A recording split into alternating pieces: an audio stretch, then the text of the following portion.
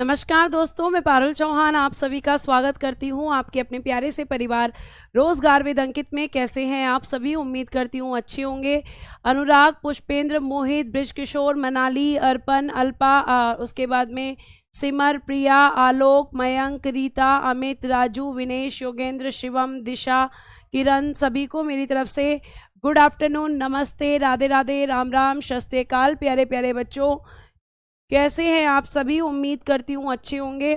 जल्दी से आप सभी लाइव आ जाएंगे, सेशन के साथ जुड़ जाएंगे ताकि मैं क्लास को स्टार्ट कर सकूं। कल मैं आपको पढ़ा रही थी आर्यों का आगमन, और मैंने आर्यों के आगमन में आपको बताया था कि मैक्स मूलर के अकॉर्डिंग जो आपके आर्य हैं वो आपके मध्य एशिया से आए थे। और मध्य एशिया में वो कहाँ से आए थे? तो आप कहोगे कि मैम हिंदूकुश पर्वत से होते हुए वो भारत में आए थे, और मैक्स मूलर के हिसाब से उन्होंने भारत में आकर भारत पर आक्रमण किया और सिंधु घाटी सभ्यता का अंत कर दिया।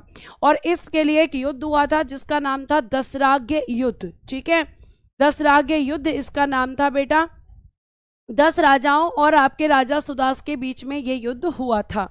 ठीक है, ये आपको ध्यान रखना है बेटा। अगर आप टेलीग्राम पे मुझसे कोई डाउट पूछ रहे हैं तो ऐसा बिल्कुल नहीं है, मैं हर एक बच्चे के क्वेश्चन का आंसर टेलीग्राम पर दे रही हूँ। अगर आपने यहाँ पर @ लगाकर नहीं मेरा नाम टैग किया है तो आपका मैसेज मुझ तक नहीं पहुँचेगा। जब तक आप @ लगाकर टीचर को वहां पर मेंशन नहीं करेंगे तब तक बेटा आपके डाउट्स मेरे पास नहीं आएंगे। तो अगर आपको अपने डाउट्स मेरे पास भेजने हैं तो आपको मुझे टैग करना पड़ेगा। ठीक है, आगे चल सकते हैं और आगे की तरफ हम बढ़ते हैं और देखते हैं कि भाई आज का आपका जो मैं आपको बता रही थी वो था बेटा आर्यों का आगमन। अब आर्यों के आगमन में मैं ऑलरेडी आपको बता चुकी हूं कि मैक्स मूलर ने क्या बताया, मैक्स मूलर ने किस बारे में बात की थी। यानी मैक्स मूलर के हिसाब से सिंधु घाटी सभ्यता के अंत का कारण आर्य थे। आर्यों ने दसराग्य युद्ध में 10 राजाओं को हराया और उसके बाद यहाँ पर जीत ली। ठीक है, जीत हासिल कर ली और आर्यों ने वैदिक सभ्यता को स्थापित किया। ठीक है, आगे देखिएगा प्यारे बच्चों। अगर मैं बात करती हूं तो एडमंड मेयर ने कहा कि ये पामीर के पठार से आए हैं। एडमंड मेयर के अकॉर्डिंग क्या कहा इन्होंने? तो आप कहोगे कि मैम पामीर के पठार से, यानी प्लेटू ऑफ पामीर। इन्होंने कहा कि भाई नहीं, आर्य मध्य एशिया से नहीं बल्कि पामीर के पठार से आए हैं। फिर पेनका और हर्ट जो कि जर्मनी से थे, इन्होंने, ये जर्मन थे, आपके जर्मनी के निवासी थे। इन्होंने कहा कि पेनका और हर्ट जो कि इन्होंने कहा कि आर्य जर्मनी से आए थे। कल एक बच्चे ने मुझसे क्वेश्चन पूछा था कि मैक्स मूलर कौन था, तो मैक्स मूलर जर्मनी का निवासी था। पेनका और हर्ट ने क्या कहा कि नहीं, ये जर्मनी से आए हैं। ठीक है, इसने कहा कि ये कहाँ से आए हैं? जर्मनी से। दयानंद सरस्वती जी ने कहा कि नहीं, ये लोग तिब्बत से आए हैं। कहाँ से आए हैं बेटा? इन्होंने कहा तिब्बत से आए हैं। फिर गाइल्स ने कहा कि ये हंगरी से आए हैं। बाल गंगाधर तिलक जी ने कहा कि ये उत्तरी ध्रुव यानी कि नॉर्थ पोल से आए हैं। ठीक है, नॉर्थ पोल से आए हैं। और आपकी ये सारी चीजें किसके बारे में थी? आप कहेंगे कि मैम ये सारी की सारी चीजें जो है आर्यों के आगमन को लेकर कही गई थी। अलग अलग लोगों ने अलग अलग बातें यहाँ पर कही हैं, लेकिन मैम हम किसको माने? तो आपको मैक्स मूलर का मानना है कि आर्य मध्य एशिया से आए थे। तो आपने सबका क्यों बताया जब मैक्स मूलर का ही माना जाता है? क्योंकि बेटा कई बार ऐसे क्वेश्चन पूछे गए हैं कि दयानंद सरस्वती जी ने क्या कहा आर्यों के बारे में कि आर्य कहाँ से आए हैं? तो दयानंद सरस्वती जी ने मैम तिब्बत कहा। ठीक है, गाइल्स ने हंगरी बताया। आपके बाल गंगाधर तिलक जी, बीजी तिलक की फुल फॉर्म है बाल गंगाधर तिलक जी, तो वो आपके नॉर्थ पोल से आए हैं। ठीक है, तो इन्होंने ऐसा कहा। कमल, मैं ऑलरेडी आपको एंशिएंट हिस्ट्री का सिलेबस बता चुकी हूं, और जैसे ही मिडाइवल शुरू करूंगी तुरंत मिडाइवल का सिलेबस में लिखवाऊंगी। और मैं आपके किसी भी नेगेटिव कमेंट का बेटा बिल्कुल भी आंसर नहीं करूंगी, क्योंकि मुझे क्लास में कोई नेगेटिविटी नहीं चाहिए। एक बात आप समझ के रखो, अगर आप किसी के बारे में अच्छा सोचोगे तो अच्छा ही दिखाई देंगी, और अगर आप बुरा सोच के क्लास के अंदर आओगे तो बुरा ही आपको दिखाई देंगी। इसके अलावा और कुछ नहीं है, क्योंकि सब कुछ हमारी सोच पर डिपेंड करता है। आप कितना भी कॉपी पेस्ट करते रहना, लेकिन किसी भी नेगेटिव चीज को मैं क्लास के अंदर बिल्कुल नहीं लूंगी, ठीक है। और बिल्कुल भी टाइम वेस्ट करने वाला कोई भी काम मैं इस क्लास के अंदर नहीं करूंगी, मुझे पढ़ाना है। तो बेटा कहां से आपके आर्य आए, तो आप कहेंगे मैं मध्य एशिया से आई, ये सबसे ज्यादा माना जाता है। अब हम बात करते हैं कि जो आपकी वैदिक सिविलाइजेशन थी, जो वैदिक सभ्यता थी, वो किस नदी के किनारे पर बसी थी, किस नदी के किनारे पर थी, तो बेटा जी सरस्वती नदी के किनारे पर थी, ठीक है। तो आप कहेंगे Vedic civilisation was on the banks of river Saraswati, तो आप कहेंगे सरस्वती नदी के किनारे पर हमें ये सभ्यता देखने के लिए मिलती है। जैसे बेटा अगर मैं आपसे यहां पर बोलूं कि आपकी जो सिंधु घाटी सभ्यता है, ठीक है, उस सिंधु घाटी सभ्यता आपकी किस नदी के किनारे पर थी, तो सिंधु घाटी सभ्यता आपकी सिंधु नदी के किनारे पर थी, और यह सभ्यता आपकी सरस्वती नदी के किनारे पर थी।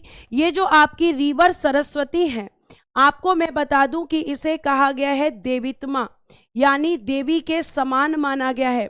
इसे कहा गया है मातेत्मा, यानी माता के समान माना गया है। ये सब इसको कहकर बुलाया गया है, क्यों? क्योंकि उस टाइम पे सरस्वती नदी को एक देवी की तरह पूजा जाता था, ठीक है बच्चे। तो आप यहाँ पे ये चीज बहुत अच्छे से ध्यान रखेंगे। आगे चल सकते हैं। आगे देखिए, आगे अगर मैं बात करती हूं यहां पर, तो अब मैं आर्यों के बारे में आपको एक सामान्य जानकारी दूंगी कि आखिर जो आर्य थे वो कैसी सभ्यता उनकी थी, उनका मुख्य व्यापार क्या था, वो कैसा खाना खाते थे, उनके मकान कैसे होते थे, यहाँ पे कौन कौन से वर्ग आपको देखने के लिए मिलते हैं, वो लोग क्या क्या काम करते थे, यहाँ पे शादियाँ कैसी होती थी, ठीक है, शादियाँ कितने प्रकार की होती थी। ये सब। बीजी का फुल फॉर्म है बेटा रूबीन खान, बीजी तिलक का नाम बाल गंगाधर तिलक जी। बीजी मीन्स बाल गंगाधर तिलक जी, ठीक है। तो अब देखिएगा यहाँ पे संस्कृति कैसी थी। आगे देखिए, अगर हम आपसे बात करते हैं तो बेटा जी यहाँ पे ग्रामीण संस्कृति थी। मैंने आपको कल ही बताया था कि वैदिक सभ्यता एक ग्रामीण सभ्यता थी, मतलब सिंधु घाटी सभ्यता क्या थी, शहरी सभ्यता, उसका अंत हुआ और एक ग्रामीण सभ्यता का विकास हुआ जिसे आप वैदिक सभ्यता के नाम से जानते हैं। यहाँ के लोग पशुपालन यानी कि एनिमल हस्बेंड्री, इस पर इनका जीवन आधारित होता था, और यहाँ पे राजतंत्रीय व्यवस्था थी, यानी आप कह सकते हो कि मोनार्कियल सिस्टम था। मतलब राजा ही क्या करता था, राजा ही यहाँ पर सारी चीजों को देखता था, राजा के पास सारी शक्तियां थी और राजा का बेटा ही राजा होता था। ये आपको ध्यान रखना है। इनका जो मेन ऑक्यूपेशन था, मुख्य व्यवसाय, वो पशुपालन ही था। ये पशुपालन ही था बेटा जो इनका आपका मेन ऑक्यूपेशन था, यानी इस टाइम पे पशुओं को पाला जाता था। और ये किस समय की बात हो रही है, पूर्व वैदिक काल या ऋग वैदिक काल की, उत्तर वैदिक काल की नहीं।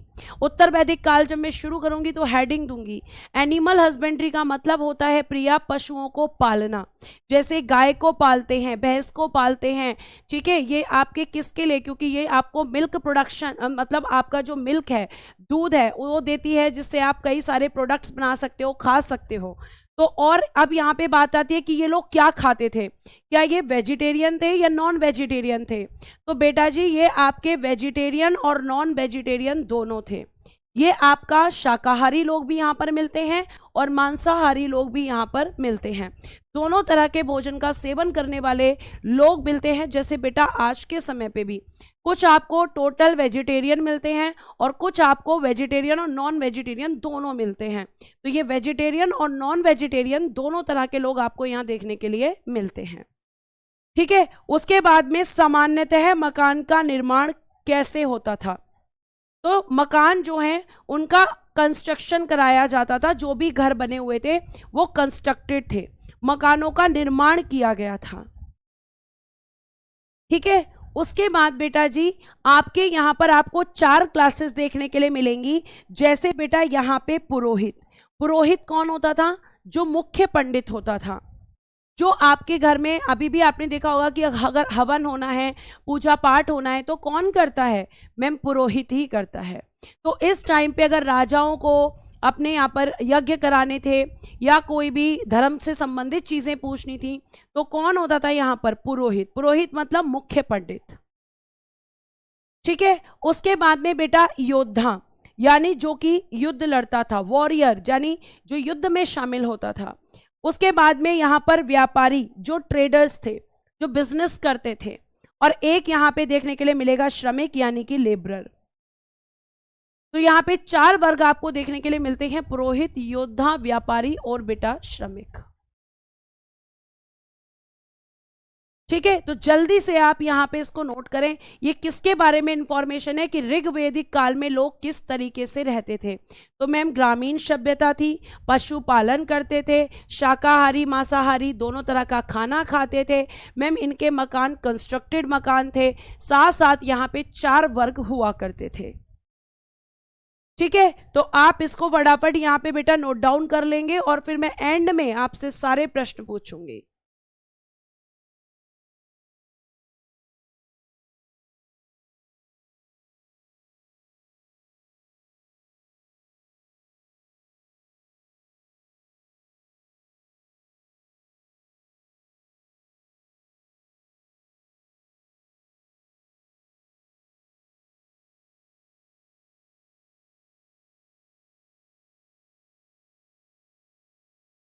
आगे देखिए, अगर मैं आपसे बात करती हूं तो अब आपसे पूछा जाएगा कि इनका समाज कैसा था, सोसाइटी कैसी थी,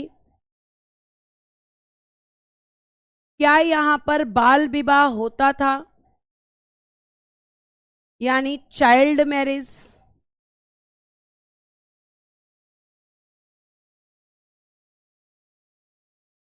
क्या यहां पर दहेज प्रथा थी, डाउरी सिस्टम,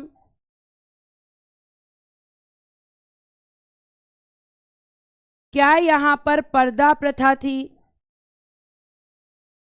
पर्दा सिस्टम,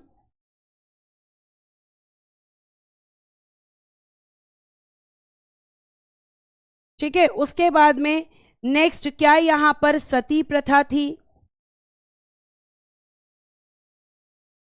सती सिस्टम,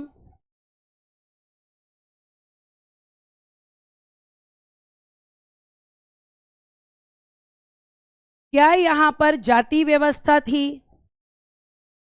सबका आंसर दूंगी अभी मैं, यानी कास्ट सिस्टम,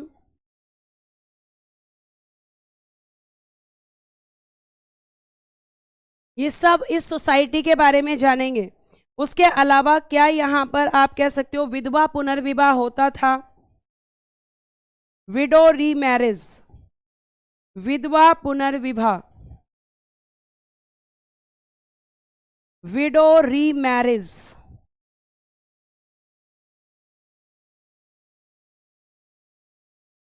महिलाओं की स्थिति कैसी थी,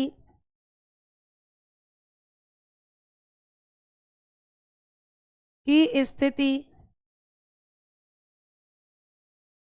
कैसी थी समाज में। ये इस तरह के क्वेश्चन आपके एग्जाम में आ सकते हैं। तो बेटा देखिए, सबसे पहले अगर मैं आपसे बात करूं तो समाज कैसा था, तो आप कहेंगे कि मैम समाज पितृसत्तात्मक था, यानी यहां मैट्रियार्कल सोसाइटी की जगह कैसी सोसाइटी आ गई? पैट्रियार्कल सोसाइटी आ गई, ठीक है। कैसी सोसाइटी आ गई? तो आप कहेंगे कि मैम यहां पर हम कह सकते हैं पैट्रियार्कल सोसाइटी,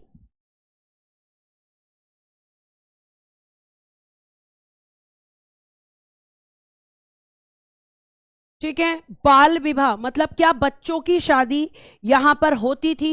आप कहेंगे नहीं, नहीं होती थी। दहेज प्रथा थी, ये थी, आप लिखेंगे इसको यस। दहेज प्रथा यहां पर चलती थी, मतलब आपका जो लड़का और लड़की की शादी होती थी तो उस टाइम पर जैसे आज दहेज दिया जाता है, पहले भी दहेज दिया जाता था। उसके बाद में बेटा क्या पर्दा प्रथा थी? नहीं थी, नो मैम। क्या आपकी सती प्रथा थी? नो, नहीं थी। क्या जाति व्यवस्था थी? हाँ, हाँ थी, लेकिन कर्म आधारित, कर्म आधारित यानी based on karmas, based on karmas, कर्म आधारित थी। कहने का मतलब है कि आप कह सकते हो कि यहां पर ऐसा नहीं था कि अगर पंडित के घर में ही पंडित आपका पैदा होगा तो वो पंडित ही बनेगा। यहां पे ऐसा नहीं था। यहां पे था कि अगर कोई भी व्यक्ति है, वो अगर ज्ञान दे रहा है, अगर वो नॉलेज दे रहा है, वो वेदों का ज्ञान दे रहा है, तो मतलब वो पंडित होगा। मतलब जो शिक्षा दे रहा है वो पंडित होगा, जो रक्षा कर रहा है वो क्षत्रिय होगा, और जो व्यापार कर रहा है वो वैश्य होगा, और बेटा जी जो यहां पर इन तीनों की सेवा कर रहा है वो शूद्र होगा। वो क्या होगा? शूद्र होगा। तो आपको ध्यान रखना है बेटा कि यहां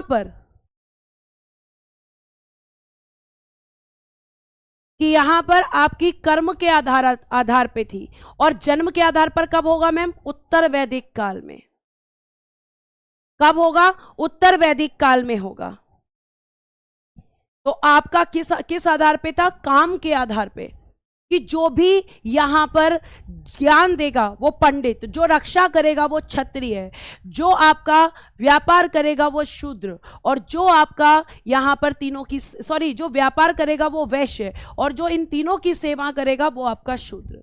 मतलब कर्म पर आधारित ही, आप जैसा काम करेंगे वैसी ही जाति आपकी बन जाएगी। यहां ऐसा बिल्कुल नहीं होता था बच्चे कि आपका, जो हम कह सकते हैं कि अगर कोई पंडित के घर पैदा हुआ तो वो पंडित बन गया, कोई क्षत्रिय के घर पैदा हुआ तो वो क्षत्रिय बन गया, ऐसा नहीं था। ठीक है, आगे चल सकते हैं। आगे प्यारे बच्चे, अगर मैं विधवा पुनर्विवाह के बारे में बात करती हूं तो यहां पर क्या था कि जो आपकी विधवा थी वो क्या कर सकती थी? विधवा स्त्री अपने देवर से शादी कर सकती थी। यह अपने देवर से शादी कर सकती थी। देवर कौन होता है? Brother in law, brother in law. देवर से शादी कर सकती थी, यानी कि विधवा पुनर्विवाह होता था, शादी कर सकती थी। तो विडो रीमैरिज को परमिशन यहां पर थी। महिलाओं की स्थिति कैसी थी? इस समय तक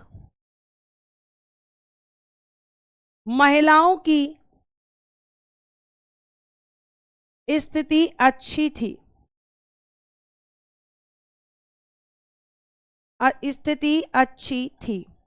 गिरावट कब आएगी? उत्तर वैदिक काल में, ऋग वैदिक काल में नहीं। ठीक है, अगर देवर ना हो तो उसका कोई सॉल्यूशन नहीं दिया, कहा था देवर से ही कर सकती थी, ब्रदर इन लॉ से ही कर सकती थी। मैम ऐसा आज भी होता है? जी हां, आज भी होता है। ठीक है, अब हम बात करते हैं कि और किस किस तरह की शादी समाज के अंदर होती थी। जैसे हम बात करेंगे विवाह, ठीक है, जैसे हम बात करेंगे विवाह यानी मैरिज, तो बेटा जी दो तरह की होती थी, अनुलोम और बेटा जी प्रतिलोम। अनुलोम और प्रतिलोम, ये दो तरह की शादियां यहां पर होती थी, अनुलोम और प्रतिलोम। जैसे मैं अनुलोम और प्रतिलोम का एग्जाम्पल दूं, या फिर ऐसे, पहले एक मिनट अभी लिखना मत, एक लिखना पहले, अंतरजातीय, अंतरजातीय विवाह।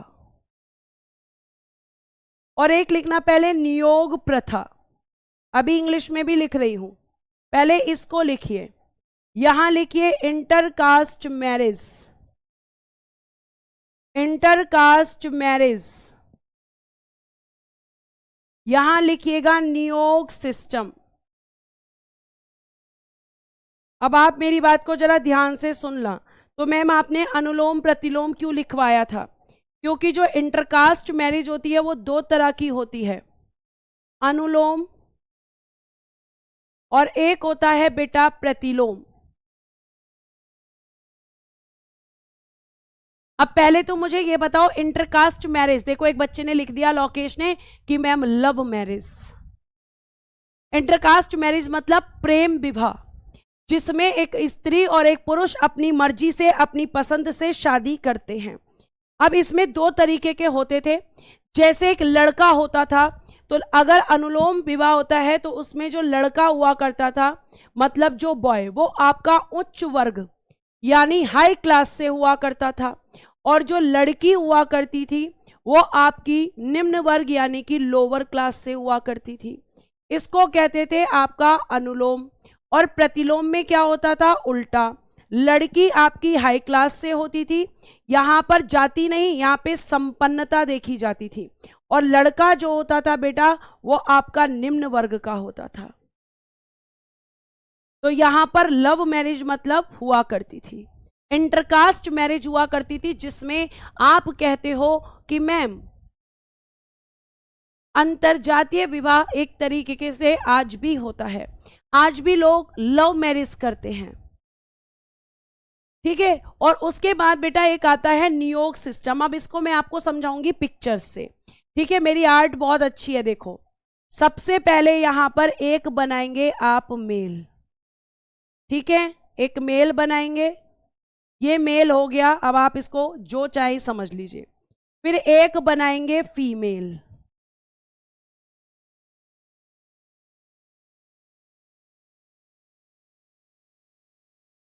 ये हो गई फीमेल। अब बेटा जी इन दोनों ने क्या कर लिया? इन दोनों ने आपस में विवाह किया, इन दोनों ने आपस में कर ली मैरिज। तो अब प्रॉब्लम कहां आ रही है मैम? प्रॉब्लम ये आ रही है कि इसका जो पति है, ठीक है, इस महिला का जो पति है वो आपका, ये जो आपका इसका हस्बैंड है, यानी ये कौन है? हस्बैंड यानी पति, ये आपका बच्चा पैदा करने में सक्षम नहीं है। बच्चा पैदा करने में सक्षम मतलब कैपेबल नहीं है, सक्षम नहीं है। अब भैया बच्चा तो चाहिए, क्यों चाहिए? क्योंकि हमें वंश आगे चलाना है, और वंश तभी आगे चलेगा जब पुत्र पैदा होगा। जब पुत्र पैदा होगा, तो यहां पर ये बच्चा पैदा नहीं कर पा रहा, तो इस महिला को कहा जाएगा कि एक और पुरुष है, ठीक है, एक और पुरुष है।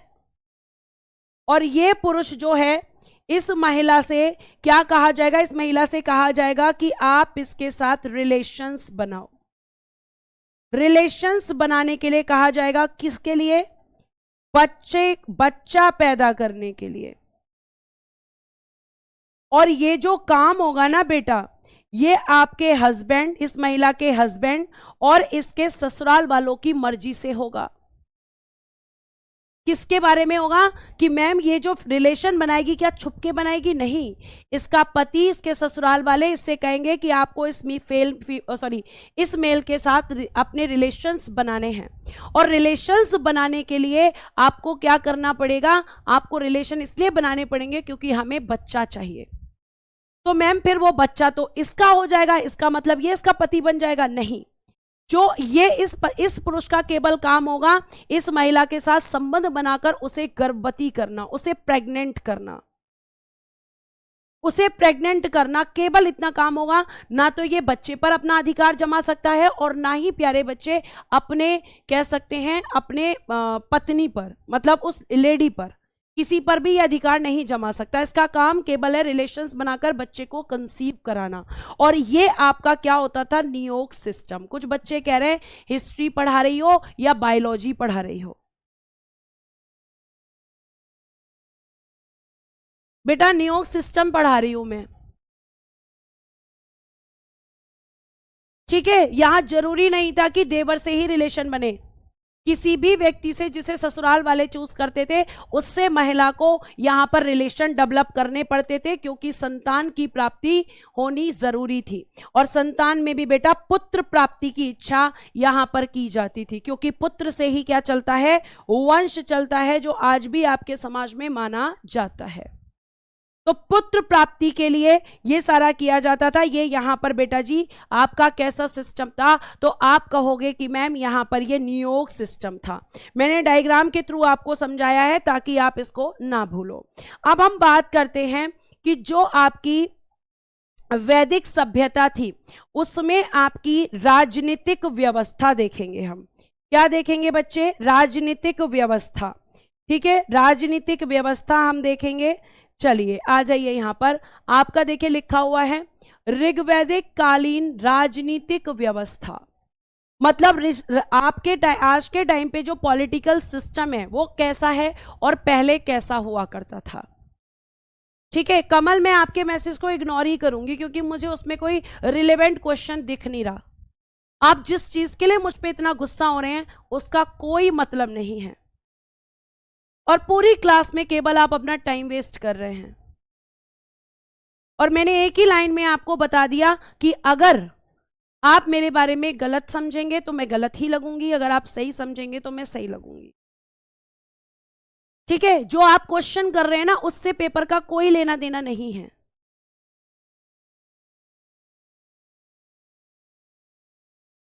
कब खत्म होगा मैम, कब खत्म होगा मैम, बेटा अभी तो शुरू हुआ है।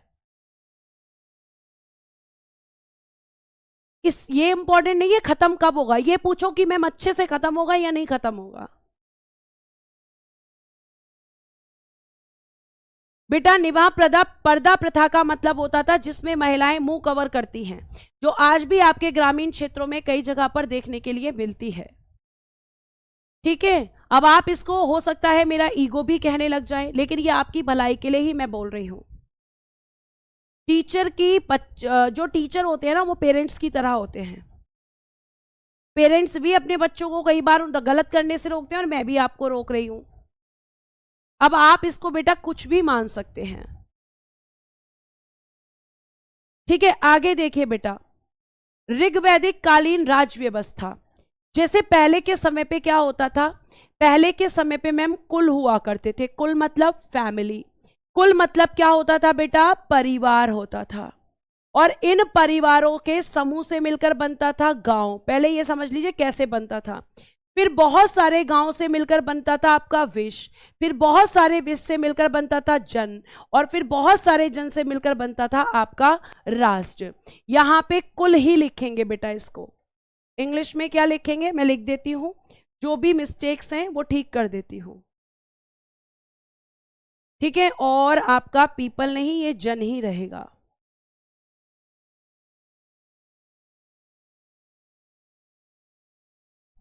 यहां पे लिखिएगा कुल, और यहां लिखिएगा जन। और ये जो जन हुआ करती थी, ये सबसे महत्वपूर्ण इकाई हुआ करती थी, ठीक है। तो आप यहां पे क्या करेंगे बेटा, कुल मतलब परिवार, और परिवार का हेड ऑफ फैमिली कौन होते हैं, आप कहोगे मैम पापा होते हैं, या कई जगह पर दादाजी होते हैं, मतलब मेल ही होते हैं। तो यहां पर हम हेड ऑफ फैमिली नहीं कहते थे, हम यहां पर कहते थे कुलपा। हम हेड ऑफ फैमिली को क्या कहते थे, हम कहते थे मैम कुलपा, ठीक है। उसके बाद में ग्राम का जो प्रमुख होता था उसे कहते थे ग्रामिणी, जिसको आज के समय पे आप कहते हो मुखिया, या आप कहते हो बेटा प्रधान, ठीक है। उसके बाद में जो विश को कहते थे, विश मतलब आज के समय पे क्या होता है विश। जैसे अगर मैं आपका प्रेजेंट टाइम से कंपैरिजन करती हूं, तो वर्तमान में क्या बनता है, पहले परिवार, फिर ग्राम, फिर आपका खंड, तो खंड की जगह यहां पर क्या था, विश था मैम। और विश का जो चीफ होता था या मुखिया, उसे विशपति कहते थे। हाँ आदित्य, आप इसको आर्यों का पंचजन भी कह सकते हो बेटा, आर्यों का पंचजन भी आप इसको कह सकते हो बेटा।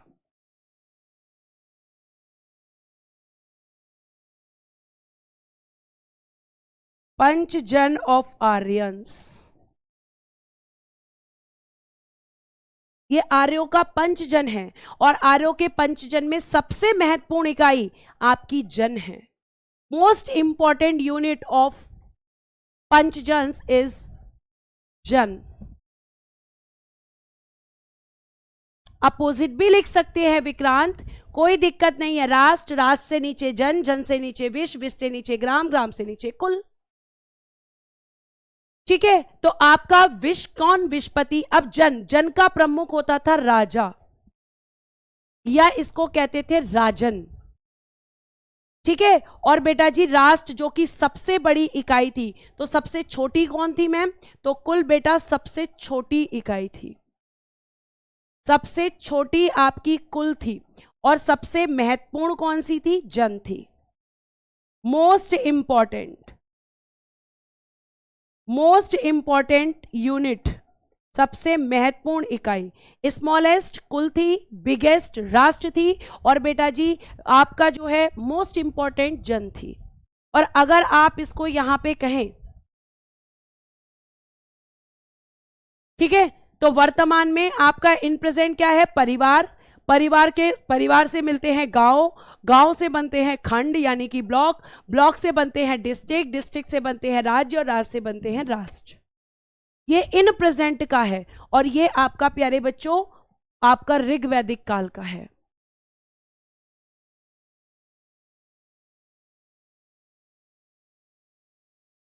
इतनी बात समझ में आई। खुशबू कह रही है मैम अगर बेटी पैदा हो जाए, जरूरी तो नहीं लड़का ही हो, तो फिर प्रयास होगा, पर जब तक लड़का नहीं होगा तब तक वंश नहीं चलता था बेटा। आपका एक वेद है अथर्ववेद, उसमें लड़की के पैदा होने की निंदा की गई है। कैसे लिखना चाहिए बेटा, आपको यही लिखना है कि सबसे पहले सबसे छोटी इकाई होती थी कुल। भाई आपने देखा होगा, जैसे आप किस में रहते हो, फैमिली में, फिर आपकी फैमिली होती है, फिर दूसरों की फैमिली होती है, और उनसे मिलकर क्या बन जाता है, एक गांव बन जाता है। और गांव से फिर मिलकर क्या बनता है आज के टाइम पे, मैम ब्लॉक बनते हैं, लेकिन उस टाइम पे विश्व बनते थे। फिर बहुत सारे ब्लॉक मिलकर क्या बनाते हैं, जिला बनाते हैं, डिस्ट्रिक्ट बनाते हैं। उस टाइम पे क्या बनता था, डिस्ट्रिक्ट की जगह जन बनता था, और जन से क्या बन जाता था, राष्ट्र, क्योंकि इस टाइम पे राज्य नहीं होते थे। तो बहुत आसान है, ये तो आज भी आपके यहां पर है बेटा, तभी तो मैंने प्रेजेंट की सिचुएशन भी बताई है कि राष्ट्र कैसे बनता है। आप कहोगे कि मैम राष्ट्र राज्य से बनता है, राज्य कैसे बनते हैं, तो मैम राज्य जिले से बनते हैं, जिला कैसे बनता है, खंड से बनता है, खंड कैसे बनता है, गांव से बनता है, गांव कैसे बनता है, परिवारों से बनता है। इनके हेड को क्या कहते हैं, तो आपके परिवार के हेड को कुलपा कहते हैं, गांव के हेड को ग्रामिणी कहते हैं, विश्व के हेड को विशपति कहते हैं, जन के हेड को राजा या राजन कहते हैं, राष्ट्र आपकी सबसे बड़ी इकाई है। खत्म हो गई बात। ठीक है, तो ये आपके ऋग्वैदिक काल में आप आर्यों का पंचजन या राजनीतिक व्यवस्था। और अगर हम आगे बात करते हैं, तो अब यहां पे हम कुछ देखेंगे। ऋग्वैदिक काल में आपके कुछ शब्द यूज होते थे, कुछ अधिकारी हुआ करते थे, उन अधिकारियों को क्या कहते थे। मैम आपने जो क्वेश्चन किए हैं उनको भी नोट कर लें, आपकी मर्जी है बेटा विवेक। कमल जी मुझे माफ कर दीजिए प्लीज, मुझे बेटा पढ़ाना है और मुझे पढ़ाने दीजिए आप।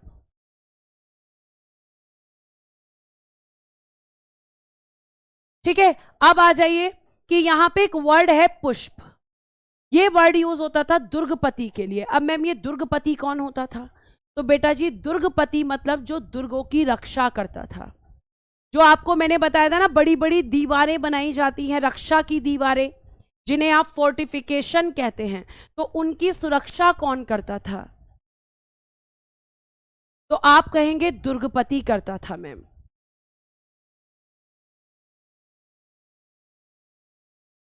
क्या करता था? दुर्गपति करता था मैम। आगे स्पष्ट यानी कि बेटा गुप्तचर, गुप्तचर मतलब स्पाई मतलब जासूस। जैसे आज के टाइम पर मैम, उस टाइम गुप्तचर क्यों रखे जाते थे? जैसे आज आपके देश पे खतरा हो सकता है, तो उसके लिए कुछ ऑफिसर्स होते हैं जो सीक्रेट मिशन पर जाते हैं और सीक्रेटली काम करते हैं, उनके काम के बारे में किसी को पता नहीं होता।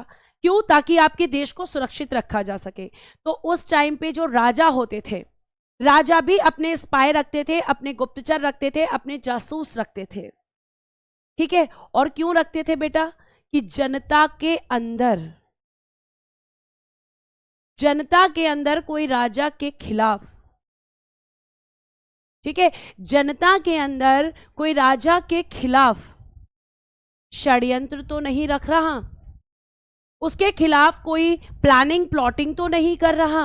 और प्यारे बच्चों, अगर प्लानिंग प्लॉटिंग करता था तो ये जो स्पाई होते थे, ये जो गुप्तचर होते थे, ये राजा को इन्फॉर्म करते थे।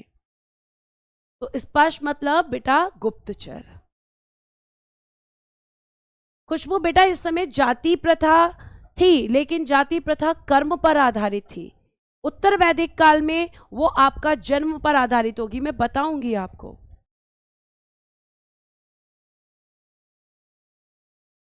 ठीक है, आगे देखिए, फिर एक होता है ब्राजपति, जिसे कहते हैं गोचर भूमि का अधिकारी। अब मैम ये क्या होता है? गोचर लैंड क्या होता है? तो बेटा गोचर लैंड या फिर हम कह सकते हैं गोचर भूमि का मतलब होता है जहां पर गाय चरने आती हैं। तो जिस भूमि पर गाय चरने के लिए आती है, जैसे आज भी अगर आप गांव से बिलोंग करते होंगे तो आज भी पशु क्या करने जाते हैं? खेतों में घास खाने जाते हैं मैम। तो पहले भी आपकी गाय, और गाय इस टाइम पे बेटा आपकी क्या मानी जाती थी? आप कहेंगे कि मैम गाय इस टाइम पर एक संपत्ति हुआ करती थी। ठीक है, मैं इसी लाइन के आगे लिख देती हूं कि इस टाइम पे जो गाय थी वो क्या थी? गाय बेटा एक संपत्ति थी। और गाय के लिए बेटा युद्ध हो जाते थे। गाय के लिए क्या कर दिए जाते थे? युद्ध होते थे, क्योंकि गाय को एक प्रॉपर्टी माना जाता था इस टाइम पर। ठीक है, तो गाय क्या थी? एक प्रॉपर्टी। और गाय के लिए एक वर्ड यूज हुआ है, मैं भी आगे भी आपको बताऊंगी, जिसको कहते हैं अघन्या। और अघन्या का मतलब है ना मारा जाने वाला पशु, ना मारे जाने वाला पशु। मतलब एक ऐसा एनिमल जिसका स्लॉटर, जिसका वध आपको नहीं करना चाहिए। ठीक है बच्चों, यह आपको ध्यान रखना है।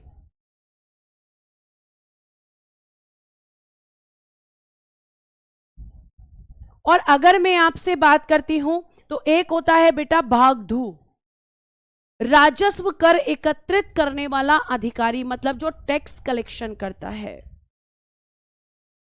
क्या करता है? आप कहोगे कि मैम टैक्स कलेक्ट करता है, उसको हम कहते हैं भागधू। पहले के टाइम पर भी टैक्स कलेक्ट होता था, बिल्कुल होता था। ठीक है, उसके बाद में बेटा एक है आपका उग्र, अपराधियों को पकड़ने वाला अधिकारी। मतलब जो क्रिमिनल्स को पकड़ता था, मतलब ऑफिसर हु कैच क्रिमिनल्स, जैसे आज के समय पे आप पुलिस कहते हैं, जो अपराधियों को पकड़ता है, लेकिन उस टाइम पे बेटा उग्र कहते थे। जी हाँ बेटा, गाय को माता माना जाता है। और माता क्यों माना जाता है? क्योंकि एक माता जैसे अपने बच्चे को खाना देती है, उसी तरीके से गाय भी क्या करती है? हम सबको दूध देती है। हमारी माँ भी क्या करती है? हमें जब हम छोटे होते हैं तो जो है दूध पिलाती है। तो इसीलिए माँ का दर्जा गाय को दिया जाता है। जी हाँ, गाय को अघन्या बोलते हैं बच्चे। ठीक है, रिवीजन कराऊंगी बेटा, रिवीजन तो कराना ही है, वो तो मैं डेली कराती हूं आपको। मैम यहां से क्वेश्चन कैसे पूछे जाते हैं? प्रेम कुमार जी, क्वेश्चन बेटा प्रीवियस ईयर में पूछा गया है ब्राजपति से, कि ब्राजपति कौन होता है, या फिर गाय भूमि का अधिकारी, गोचर भूमि का अधिकारी कौन होता है? तो वो ब्राजपति होता है बेटा। कौन होता है? ब्राजपति। ठीक है, आगे हम चल सकते हैं।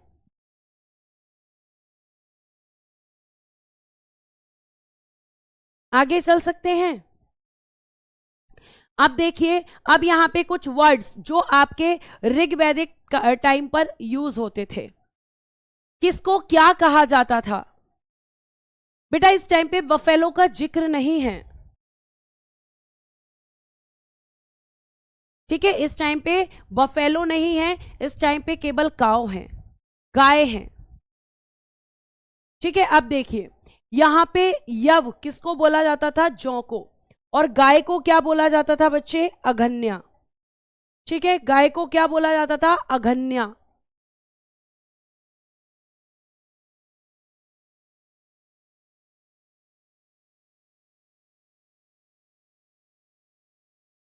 अघन्या,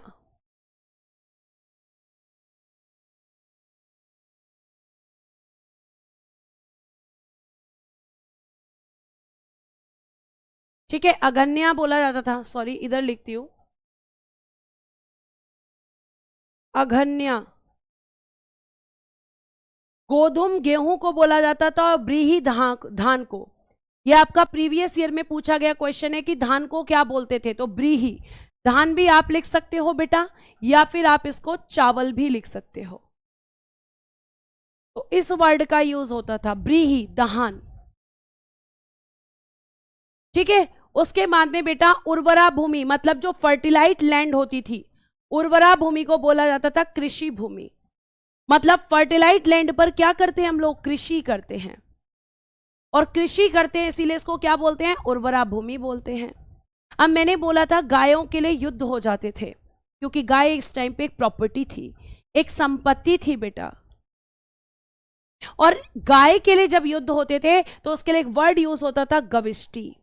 क्या वर्ड यूज होता था, गविष्टि।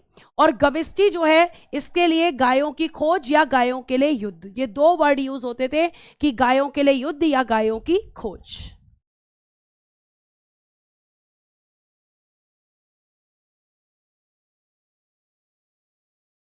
ठीक है, तो आपका गविष्टि वर्ड किस किस के लिए, कि मैम गायों की खोज और गायों के लिए युद्ध के लिए।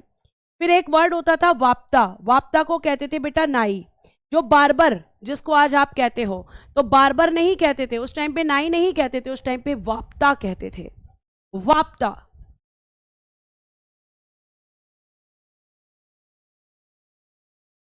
ठीक है, वाप्ता।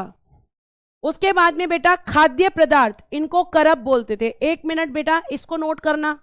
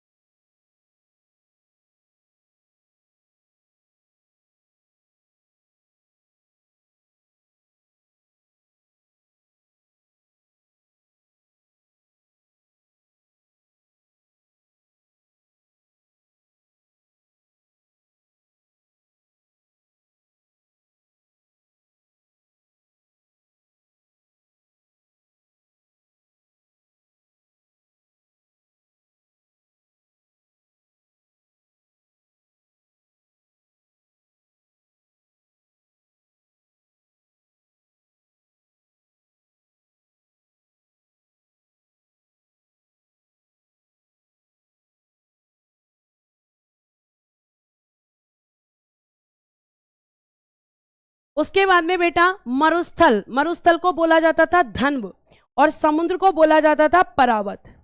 ये शब्द आपके यूज होते हैं किस किस चीज के लिए, यहां से क्वेश्चन बनते हैं, ठीक है। इतना नोट कीजिए फटाफट से और नोट करके मुझे बताइए।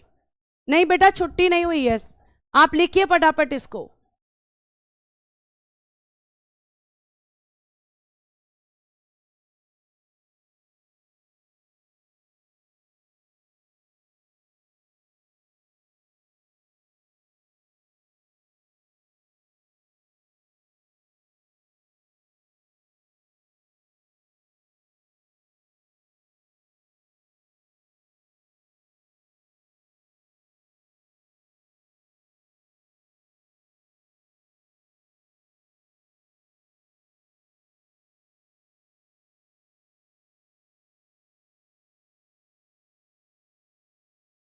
हो गया, आगे।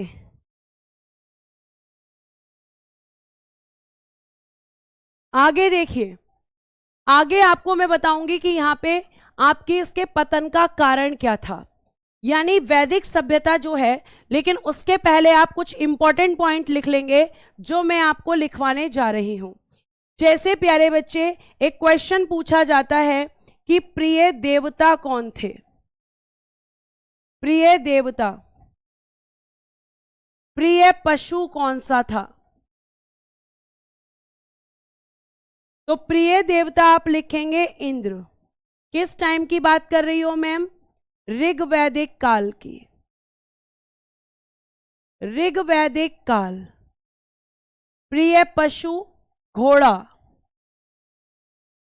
वस्त्र कैसे पहनते थे ये मैं आपको पहले ही लिखवा चुकी हूं, वस्त्र के बारे में। ठीक है, वस्त्र के बारे में मैं आपको पहले ही लिखवा चुकी हूं।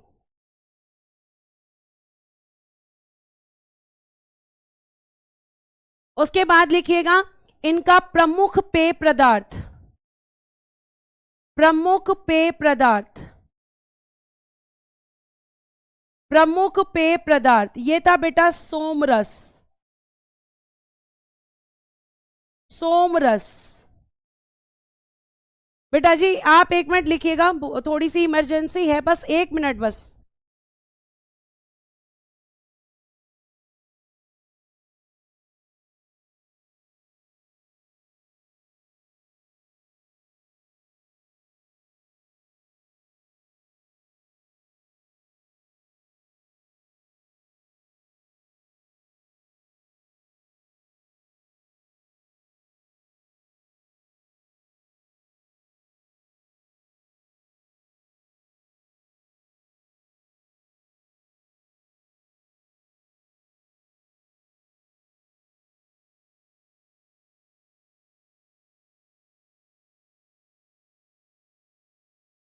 ठीक है, आगे देखिएगा, वस्त्र नहीं लिखवाया तो लिख लीजिए वस्त्र, क्लॉथ्स अगर नहीं लिखवाया।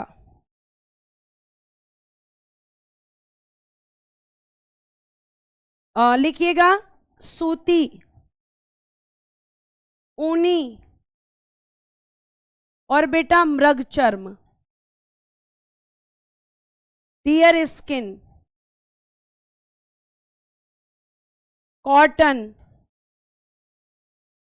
वूलन।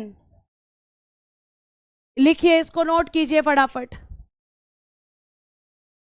वूलन लिखिए इसको फटाफट। अब मैम ये क्या होता था, जैसे अब इसको समझ लीजिए बेटा। अगर मैं बात करती हूं तो आपके जो इंद्र भगवान हैं, इसको इनमें क्या कहा गया है? युद्ध का देवता। अभी मैं आपको भगवान भी लिखवाऊंगी इस टाइम के, युद्ध का देवता। और जो इनका प्रिय पशु था वो था बेटा घोड़ा। अब आप पूछ रहे हो सोमरस क्या होता है? बेटा आज के टाइम पे आप पीते हो शराब, मतलब आप नहीं पीते, मतलब हमारे यहाँ पर लोग पीते हैं शराब, जिसको आप क्या कहते हो? ड्रिंक करते हैं। कि मैम बहुत सारे लोग ड्रिंक करते हैं, तो यहां पर ड्रिंक को क्या बोला गया है? सोमरस। सोमरस आज के टाइम पे क्या बोलते हैं? ड्रिंक क्या होती है? इंजीरियस टू हेल्थ होती है। तो इस टाइम पर सोमरस को भी पीने से मना किया गया, लेकिन नाम इतना अच्छा है, ऐसा लग रहा है जैसे कोई स्वीट डिश होगी। ठीक है, सोमरस। तो ये एक तरीके की शराब हुआ करती थी। नहीं बेटा, ऋग्वैदिक काल और आपका पूर्व वैदिक काल एक है सीएम, उत्तर वैदिक काल अलग है। तो ये सब इसके टाइम, इनके टाइम की घटनाएं थी। अब मैं आपको यहां पर एक और चीज बताने वाली हूं।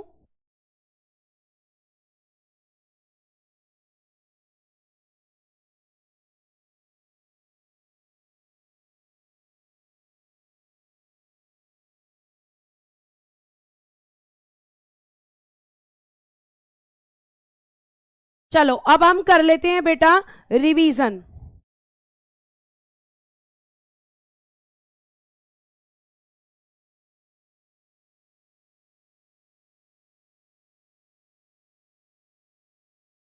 अब रिवीजन में मुझे आज का बताइए पहला क्वेश्चन, आपको मैंने क्या क्या पढ़ाया है, यहीं से क्वेश्चन मैं पूछूंगी। ठीक है, चलिए मुझे बताइएगा इनका प्रमुख व्यवसाय, जल्दी से आंसर कीजिए। प्रमुख व्यवसाय, मेन बिजनेस क्या था?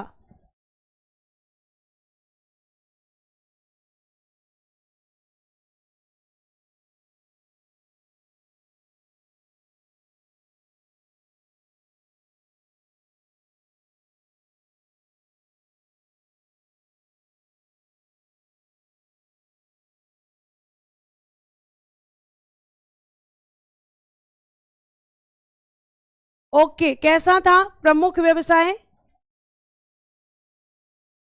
पशुपालन। और अगर मैं बात करूं समाज कैसा था? सोसाइटी।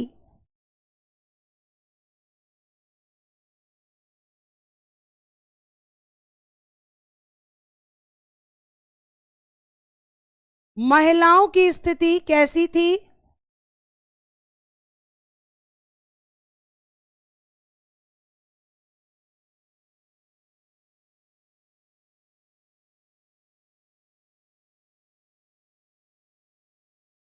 बहुत बढ़िया, कैसा था? पितृसत्तात्मक।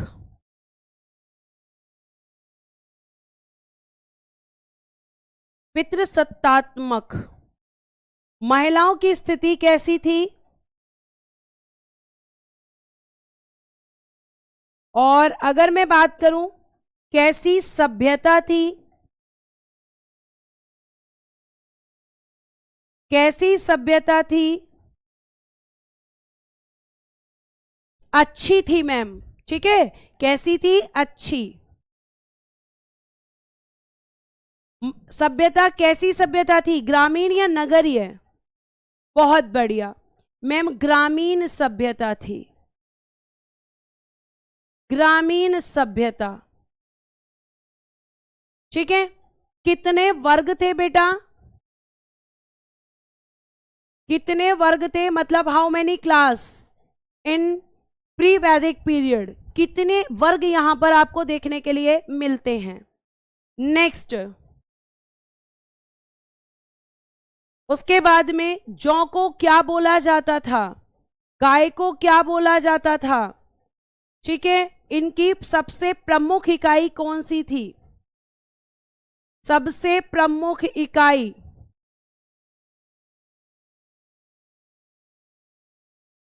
कुल का मुखिया या कुल का प्रमुख क्या कहलाता था?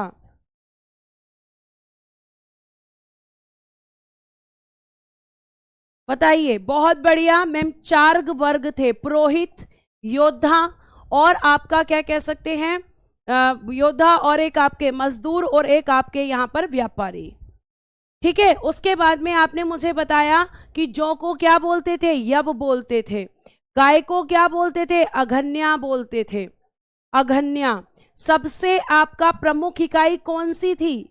सबसे प्रमुख इकाई कौन सी थी? बहुत बढ़िया मैम, जन थी। कुल का प्रमुख कौन होता था? कुलुप या फिर कुलपति होता था। ठीक है, ये आपके यहाँ पे आगे, और बाकी का जो रिवीजन बचा है वो मैं आपको अगली क्लास में कराऊंगी। तो आज बेटा हम अपनी क्लास को यही विराम देंगे। कल मिलेंगे नए कॉन्सेप्ट के साथ। कल क्या पढ़ेंगे? कल पढ़ेंगे ऋग्वैदिक कालिक नदियां पढ़ेंगे कि किस नदी को क्या कहा जाता था। ये सारी चीजें मैं आपको बताऊंगी, ठीक है। और ये जो शब्द मैंने लिखवाए हैं बेटा, यहाँ से प्रीवियस ईयर में क्वेश्चंस आए हैं कि उर्वरा भूमि को क्या बोलते थे, जो आपके अधिकारी, जो ऐसा अधिकारी जो क्रिमिनल्स को पकड़ता था उसको क्या बोलते थे, ये सब मैं आपको बताऊंगी, ठीक है। तो आज के लिए हम इतना ही रखते हैं, बाकी चीजें करेंगे अगली क्लास में। Thank you so much, bye bye, take care and good day everyone. Jai Hind, जय भारत। हंसते रहें, मुस्कुराते रहें और हमेशा खुश रहें।